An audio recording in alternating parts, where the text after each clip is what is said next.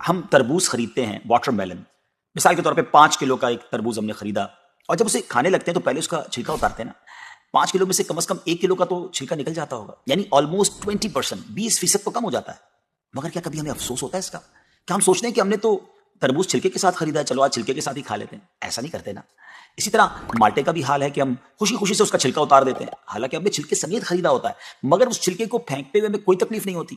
یہی حال مختلف پھل اور سبزیوں کا ہے. اچھا، ہم چکن بھی تو خریدتے ہیں، زندہ ثابت، اسی کو تولتے ہیں، تلواتے ہیں، پیسے دیتے ہیں، مگر جب کھانے کی باری آتی ہے، پکانے کی باری آتی ہے، تو اس کے بال، اس کی خال، اس کی علائشیں نکل جاتی ہیں، تو ویٹ تو کم ہو جاتا ہے، مگر کبھی اس پر دکھ ہوتا ہے نہیں نا. تو پھر 40,000 میں سے 1,000 دینے پر، 1,00,000 میں سے صرف 2,500 دینے پر ہمیں کیوں بہت تکلیف ہوتی ہے؟ حالانکہ یہ صرف 2.5% تو بنتا ہے، یعنی 100 روپے میں سے صرف 2.5 روپے. یہ تربوز، کیلے، آم اور مالٹے کے چھلکے اور گٹلی سے تو بہت کم ہے نا. اسی تو زکوٰۃ فرمایا گیا. ہاں، ایک اور بات، سال میں ایک ہی بار دینا ہوتا ہے.